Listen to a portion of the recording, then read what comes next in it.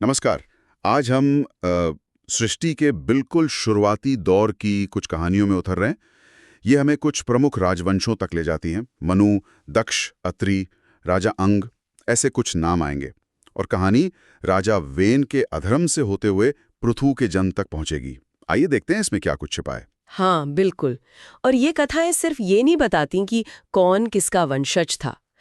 ये स्रोत असल में सृष्टि की जो बनावट है, धर्म अधर्म का जो संघर्ष है और एक अच्छे शासक के क्या गुण होने चाहिए, इसकी भी बात करते हैं। तो देखते हैं इन स्रोतों से क्या खास निकल कर आता है। तो शुरुआत करते हैं स्वयंभू मनु से। स्रोत कहते हैं कि वो मानव जाति के पहले पिता थे। उनकी पत्नी शत्रुपा थी और उनके दो पुत्र हुए, प्रियव्रत और उत्तानपाद। ये कह सकते हैं मानव वंश की नींव थी। बिल्कुल। और मनु के बाद फिर आते हैं दक्ष प्रजापति। ये ब्रह्मा की मानस संतान कहे जाते हैं, मतलब ब्रह्मा के मन से उत्पन्न।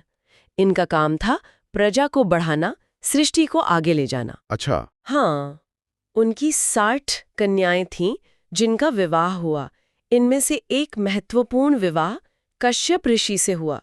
और ये जानना अहम है कि स्रोतों के अनुसार कश्यप से ही देवता, असुर, मनुष्य, पशु पक्षी, मतलब सृष्टि की ये जो सारी विविधता है वो फैली। हाँ, ये तो बहुत महत्वपूर्ण बिंदु है। मतलब एक ही स्रोत से इतने सारे रूप। हाँ, ये दिखाता है कि कैसे एक ही धारा से अनेक शाखाएं निकलीं। इसी कड़ी में फिर अत्रि मुनि का नाम भी आता है। हाँ, ये भी ब्रह्मा के मानस पुत्र थे और बहुत बड़े तपस्वी।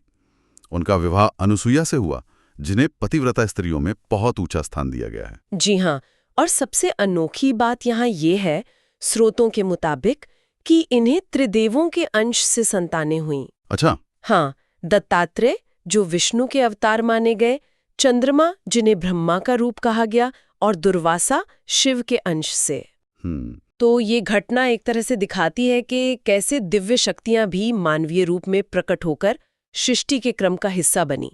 ये सिर्फ वंशावली नहीं है, बल्कि इसमें दिव्य और मानवीय दुनिया का जुड़ाव दिखता है। सही कहा।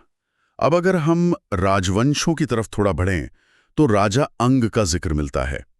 ये पृथु के ही वंश में थे और एक बहुत धर्मात्मा दानी राजा माने जाते थे। बिल्कुल, एक आदर्श राजा की तरह। लेकिन यहीं कहानी में एक बड़ा मोड़ आता है।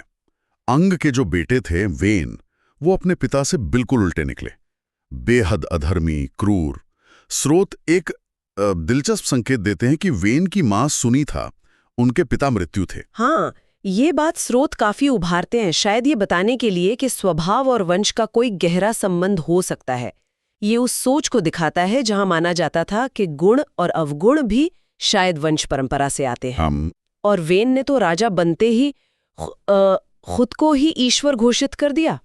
यज्ञ दान सब बंद करवा दिए, कहा पूजा करनी है तो मेरी करो और किसी की नहीं। मतलब अहंकार की हद थी। ऋषियों ने बहुत कोशिश की होगी समझाने की। हाँ, बिल्कुल। ऋषियों ने समझाया पर वो माना ही नहीं।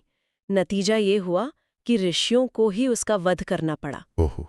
लेकिन इससे एक नई समस्या खड़ी हो गई। राज्य बिना राजा के हो गया। चारों तरफ अराजकता फैल गई, लूटपाट मच गई। हाँ, और यही वो स्थिति बनती है जहां व्यवस्था बनाए रखने के लिए कुछ असाधारण करना पड़ता है। बिल्कुल। जब धर्म पूरी तरह खत्म होता दिखने लगा तो ऋषियों का हस्तक्षेप जरूरी हो गया। और वो कदम भी कितना असाधारण था। अराजकता मिटाने के लिए ऋषियों ने वेन की मृत देह की दाहिनी भुजा का मंथन किया। हाँ, ये एक तरह की प्रतीकात्मक या कहें अलौकिक प्रक्रिया थी, जैसे किसी सोई हुई शक्ति को जगाना।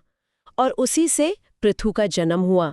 उन्हें धर्म, न्याय और करुणा का प्रतीक माना गया। तो इस तरह अधर्म के अंत से ही धर्म का फिर से उदय हुआ। व्यवस्था और अच्छाई के लौटने की एक संभावना हमेशा बनी रहती है।